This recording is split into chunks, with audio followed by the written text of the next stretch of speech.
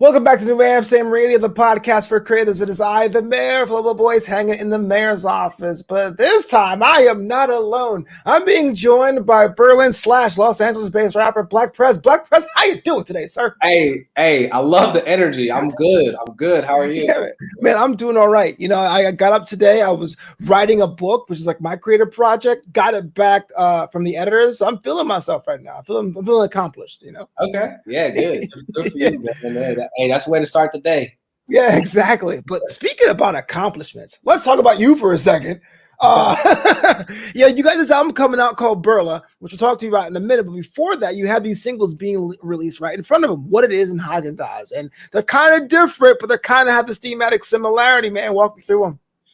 Yeah. So the first single, Haagen Dazs, that was actually the first song we recorded for the album. So it was me and Barber Sauce. It's kind of a funny story. We were actually chilling. It was New Year's Eve. I didn't have nothing to do, so I hit him up. I was like, "Hey man, what you doing tonight?" He's like, "Yeah, I got this low key like New Year's Eve party. If you want to come through." I'm like, "All right, man." So I roll over there, kick it with him, but like it was really low key. It was like a children's party, so like everybody left. Everybody left before midnight. Like yeah, 10 p.m. Woo, I'm talking because it was like a bunch of 5-year-olds and stuff. They didn't get to watch the ball drop. But anyway, around midnight, everybody was gone. And Barber's house was like, "Hey man, come check out these beats I've been working on, these songs I've been working on." And he was showing me just some tracks, and then he came across the beat that ended up being Haagen Dazs. Like, whoa, what's that? That's dope. I want that. And he's like, "Bro, let's do it." Yeah. So me and him wrote it basically on the spot, recorded it like the next day, shot a video about a week later. And that was kind of the inception of that. And then Corona hit about a month or two later. And we were kind of both at home, and one thing led to the next. We're like, "Yo, man, like let's just make this a full-on project. Like let's do a whole album together." Yeah. And so that was how Haagen Dazs came. And then What It Is came a little bit later. But I was just walking through Berlin, and I did one of those like voice memos. I just had like the hook idea in my head. Yeah. And it was just kind of like a beat. Like I was kind of just going like dun dun dun dun dun dun. And I said it to him. It was like, "Yo, bro, what you think of this, man?" And within like a few hours, he already had sent me a beat around like this little hook I made. I was like, "Oh, dude, that's perfect." Yeah. And so I wrote the track. We shot a video for that one as well. The thing I really like about What It Is that I think the song and the video really like shows my personality a lot. Like it kind of shows who I am like in my everyday life. I'm kind of just chilling, like relaxed, always like trying to keep a positive attitude, and it kind of reflects in the song and in the video. So I'm really excited to show people that one. I got a quick follow-up question about the names of the tracks. Like what inspired you to call it What It Is, and what inspired you to call it Haagen Dazs? Yeah, so Haagen Dazs,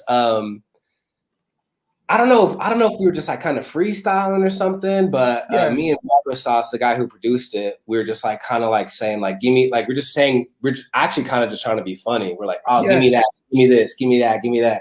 Yeah. And then one of us was like, "Give me that ice, give me that cream, give me that Haagen Dazs," like the ice cream. And we're like, "Oh, that's kind of tight. That's kind of cool." Yeah. So we're like, "All right, man, that's the song. We'll just call it Haagen Dazs." I love the name because like it's basically Haagen Dazs was made in my hometown. It was invented in Brooklyn, right? But they gave it a European name to make it sound more exclusive. And so your album is called Burla. It has like a European American thing. It's Haagen Dazs, a European American. I was like, okay, I see themes. Yeah. No, that's good. That's a good catch. Yeah. I mean, even for me, like, I mean, I grew up between like the United States and Germany. And even when I first saw Haagen Dazs, like the ice cream, I was sure that it was like German or Dutch or like Danish or something. But it's like from the US. At Brooklyn, man, we're always in the building, you know? Yeah. So when you mentioned before about seeing what's really you and putting it to wax, I mean, how much is that? How much is the balance of here's my life experience set to music? How much of it is this? Look, I want to do a song that have a certain vibe that may not necessarily be something I lived through, but I want people to share. What has been your balance? Yeah, that's a good question. I mean, it is like that. Like, I mean, obviously a lot of times naturally stuff just comes out that's like very authentic to who I am and like this is what I want to do. But at the same time, sometimes you kind of do feel like I want this specific sound, I want this kind of track. And then maybe, I'm not saying it's not who I am, but then you kind of venture off and experiment with different things. It's like, Yeah. oh, like this is kind of cool too. Let me try like this lane. Let me try a track like this. Yeah. Oh, let me like try this kind of flow or this kind of like topics and stuff. So yeah, it is a balance, like trying to decide like, okay, like what's the song? Because a lot of times you'll hear a beat and you'll be like, oh, this is really aggressive. Like I might not be an aggressive person, but I got to make the song aggressive if I want it to sound cool. You know what I mean? Yeah, yeah. I kind of base a lot of, I usually hear the beats first, and then what I'm feeling at that moment, I'll just, you know, put that to wax and write about it. I just write anthems, y'all. Yeah, I respect that, man. Because I know, especially from the comedy side of things, there's times where you look at what makes you laugh or what makes you offended or what makes you go, but when you have like observational humor, is something that you've noticed, which may not be necessarily about you. It's just an object that you put in your experience on. So I want to know how that was in music. And I guess it is kind of like a project by project basis, like what inspires you to move forward. It's pretty cool. Right. Yeah. Yeah, no, for sure. So what's been like your social network? What's been your network? I mean, your fan base, your team. What gets you inspired to keep pushing to make more stuff, to go out on tour, to try that inquiry letter that makes you scared? Like, who do you rely on? Oh man, it is a lot. It's a lot. There's a lot, you know, in the network. I mean, I got like my team, I got like my management, I got like my social media folks, and I mean, a lot of it comes from me and my, like by myself as well. Family too. But I do, yeah, like I used to be like back probably like a few years ago, I used to be really involved on like YouTube. I mean, I still post on YouTube, like my music videos and stuff like that. But when I was living in LA, I was like borderline like a YouTuber. Like I was like vlogging and like doing like little challenges and stuff like that. I don't really do that much anymore. Yeah. But yeah, then you can kind of base off, because the reason why I was doing that is so people could kind of more see like my personal life as well, not just like the musician, like the songs and stuff. I still do stuff like this, but more in like on Snapchat or TikTok or whatever. But yeah. I do base a lot of the things that I come up with, or like how I try to reach out to people through like my networks and see how people react to stuff. I'm kind of like a goofy, like I had this one video of me twerking one time that kind of went viral on my Instagram once. Yeah. Not viral, but like it just had a bunch of views. I was like, yeah, see, like I just like posting random stuff like that. Yeah. It might have nothing to do with the music, but it's just funny to me. So how do you live? What's the balance between creating, you know, because music is one of those things you clock in 9 to 5, unless you do, between living your life, getting new experiences to make that music? Is Saturday a music day? Is it just a recharge day? Or is it kind of like whenever the inspiration strikes, you hit the numbers up like Batman? Now, studio, let's go. Yo, it's kind of a mix of both. I try like my hard, like I used to do it where I didn't care if it was Monday or Sunday or Thursday, if it was 1 a.m., 1 p.m., whatever. Like I was like, if I'm inspired, like I'm doing it. I mean, it still is like that. Yeah. But I do try to kind of have like a schedule. I'm like, all right, like I'm gonna work. I'm like gonna actually, like, you know, this is the time I'm gonna write. This is the time I'm networking. This is the time I'm doing this. And I try to keep it in like a normal work week, I guess, like Monday through Friday, and try to take the weekends off just to like recharge and like, you know, kind of just free my mind. Yeah. But obviously that doesn't always work. So like, I mean, sometimes I'm working on Sundays, I'm working on Saturdays. I mean, last Sunday, I was like working all day, but also because I'm kind of in a crunch time right now, like got this album coming out. So there's all this stuff going on, and living in Berlin and working with a lot of people in the US and in LA with like the time differences and stuff. Sometimes I got sessions like the dudes in LA and I'm in Berlin. I mean, kind of like you right now. Right. And it's like a 9-hour difference. So like I'm working late at night or they're working early in the morning. But yeah, I try to keep it Monday through Friday, but doesn't always work that way. Yeah, it doesn't always work that way. Yeah, the creative lifestyle. But let's talk about it. Burla, it's coming out next month of time, or this month of time this airs. What are you looking to achieve with it, man? Yo, so like this is like I'm really excited to release it. Like I've released albums before, but not like this. Like I did like an album that was more of like a collab album, and then I did another one that was more of like an EP, I guess. But I felt like this is the first one that I'm releasing that I just had like full control in a way. Yeah. where I can just be like, all right, this is the stuff I want to do. This is the sound. Like I didn't really have any, I mean, outside of like the producer, didn't really have any like outside influences really, like as far as like the creative process went. So I feel like this is like a project that I'm releasing that is like the most authentic thing that I've released in a long time. So I'm just really excited just to get it out there. And it is like the buildup. It's kind of like it's crazy because I'm excited, but also anxious and I'm nervous, like everything, you know, like everything in between. So I'm just ready for it to be out there so I can just be like, all right, cool, I'm done. Like it's out, and then I'll work on the next one, you know, like, you know, get ready for round whatever. Man, I gotta ask that difficult question then. For a lot of us who create, like, at what point after release would you consider it a success? Is it views, counts, phone calls, people saying, "Oh my gosh, you're changing my life," tours? Like, what would be considered a successful project for you? Hey, it could. I mean, that's the thing. Like, success can come in like many different forms. I mean, it could be. I mean, even like, okay, yeah, like let's say it gets millions of streams, or it, you know, you're on tour and stuff like that. I mean, I guess you could consider that a success. But like, even like, I think of like even like the mini victories as well. Like one time, I mean, this is not to do with this album, but like another song I released that was on like the Tony Hawk video game. Oh wow! Some dude DM'd me and was like, "Yo, man, this song helped me." I can't remember exactly what he said, but it was like basically like I was going through a tough time, and like this song was on the game, and then like I started streaming it, and it's really helped me with like my family issues and stuff like that. And when I hear stuff like that, I'm like, man, that's so dope. I mean, it doesn't have to be stuff like that. It can literally be like, yo, man, I was turning up to this track last weekend, bro. Dude, that's a success too. That's super cool to me. So, yeah, obviously you want the numbers, you want the streams, you want the tours and stuff. But I just like to count the mini victories, and that for me is a success. And also, I mean, just completing an album is it's not always that easy. So even that I consider my all right, cool, victory. Like we did it, you know, here's the finish line. When you license your music, is it a situation where like there are people handle it? You wake up one day like, oh, that's me in the thing, or do they have to go through you for your approval? Like, what do you like? How's your system set up?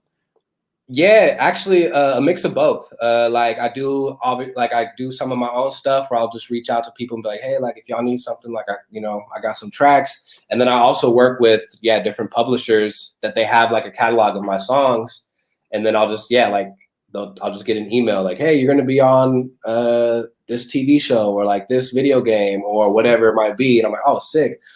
Also, then sometimes people will text me or like shoot me like a message with like a clip of like, I don't know, a movie or whatever. And like, hey man, is this you rapping right here? I'm like, yeah, that is me. I had no idea. Like, and it's kind of funny sometimes.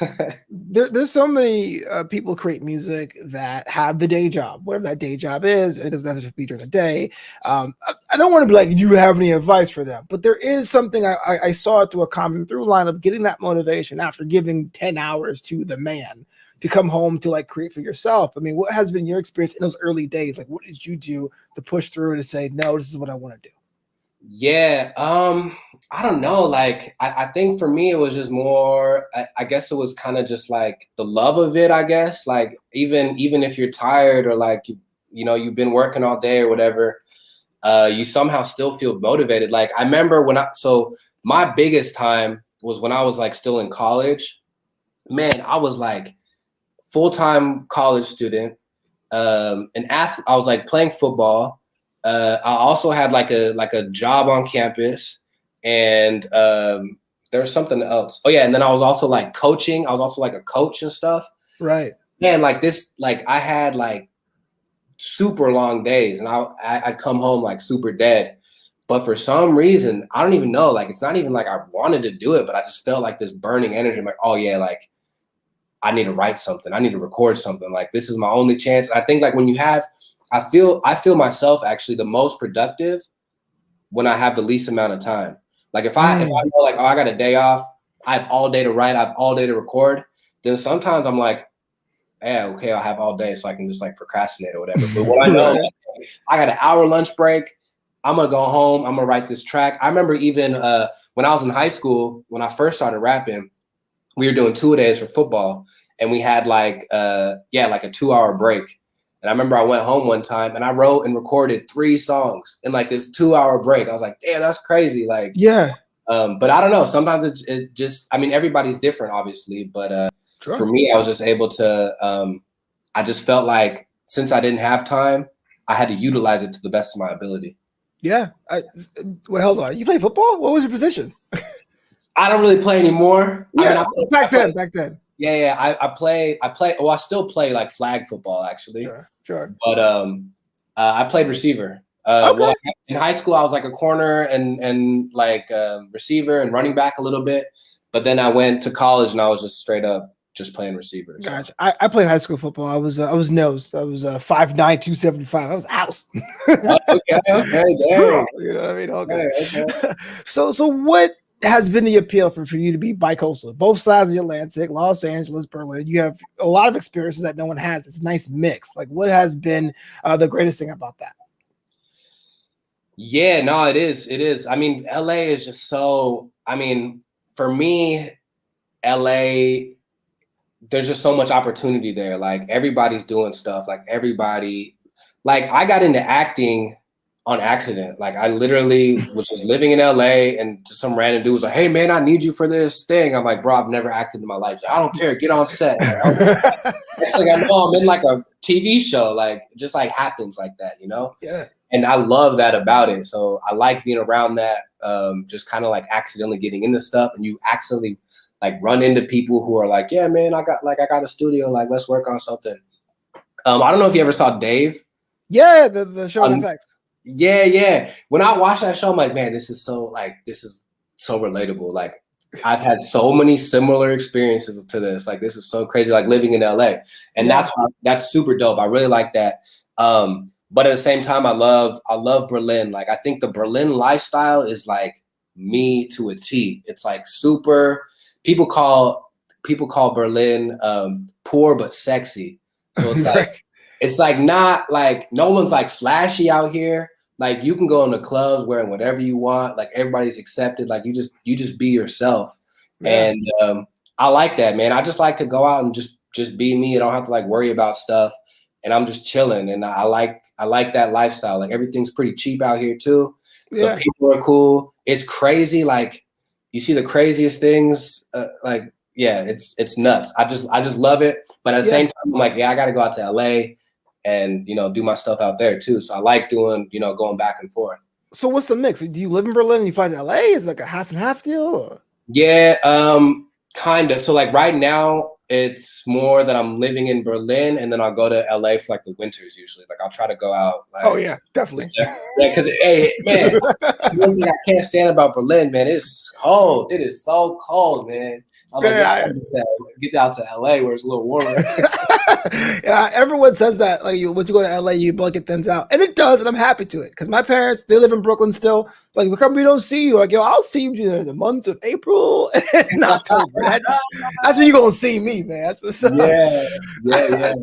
So back to Perla. I can't wait for this because it looks very like uniquely you. The music videos have a good theme across the singles and the album look very pastel-y, very like funky. What has been like the process of understanding what that's going to look like visually? I know you're in the booth, you're making the songs, but at what point do you go, okay, coming together, this is a thematic project, a look, a feel, and aesthetic? Yeah. I think like I said, like, since I didn't really have much like outside influence as far as like the creative process went, I was like, oh man, like I'm gonna just make this thing just be me. Like this is me, you know? And a lot of the times, a lot of the tracks, cause also like Barbersauce, who produced the album, he was in LA the entire time. And I was in Berlin for most of it. So a lot of it was like, he would just send me beats, like 3 or 4 beats, and I'd just be like, oh, okay, man, this one's sick. Like, I'm feeling this. I'm going to write this to that. Sometimes he would even already have, because there's like, he's featured on a couple tracks, because sometimes he would just send me a beat with him already like singing the hook on it. And sometimes we'd keep it, sometimes we'd take it out. But yeah, it was just like everything was kind of coming together. And there's like different themes. I mean, it's like one theme throughout the album, but there's like different topics as well. Like, Some songs are literally just like more like, hey, let's turn up, let's kick it or whatever. Then there's like, I have a song called Riding the Wave, which is like more like emotional, I guess I would say, where I'm like literally like telling like a life story about myself. Then there's another like kind of like deeper song like that called You Did It. And it's about like racial injustice and like police brutality a little bit and stuff like that. And it was just like at a time, I think I wrote that one, for instance, it was like right after the George Floyd incident. Mm-hmm. And like, I was like starting to write it and I was just like in like this state of mind. I was like, man, but this is like affecting me, you know? So I was just in that mindset. So I'm going to write something about that. Like, even though the other songs are like nothing like that at all, I just felt like it was cool to still have this kind of in there because it had to do with my life as well. So just kind of whatever I was experiencing, I'm like, yeah, man, let's throw it in there, you know, like let's drop that. So whatever you're experiencing, just throw it in there. That's like advice for life, man. You know, make it about how you feel in your perspective. Burla, August 13th, I'm going to be there day one with the pre-follow. If anyone wanted to jump on to experience your work, experience your life, how to go about doing Berlin travel tips, how to go about doing that. Yeah, you could just hit me up like wherever. I'm Black Prez and everything, Twitter, Instagram, you know, whatever, Snapchat or what, I don't know, TikTok, whatever y'all be using nowadays. I'm always there, and like, I'm on all the streaming services, Spotify, Apple Music, Tidal, everything. So just Black Prez. And that's me. real quick before we jump off here, man. I got a TikTok, but I don't know what goes there. There's way too many comedians. They're just funny than I am. And I just go, what do I put on this platform? I'm there. I just don't get it. Yeah, man. But the thing about TikTok, I'm not super, like, I'm more of a watcher, I guess. I don't really post too much. I go through phases. Like, sometimes I'll think of something funny or clever. I'm like, okay, I'm going to throw that on there. But that's the thing about TikTok, man. Like, you can post whatever you want. Like, and the thing too, I don't want to say really easy, but I do know a lot of people that have gone like pretty viral on there. I mean, of course their content is good, but I think the TikTok algorithm really caters to people who don't have many followers yet, I guess. So like, if you're like a new creator and you're like, I want to try this out, and then you post one video and all of a sudden you have like 100,000 views. Like, oh dang, that was quick. If you just post some cool stuff, cool funny stuff, people will see it for sure. Well, there you go. I gotta put my nose in the grindstone because I'm sitting there going like, I'm old with this thing. Black Prez, I want you back after the album's released. Though I want to see how you feel about that. I hope you can come back another episode do Amsterdam Radio. Absolutely, I'm down. I'm down to come back for sure.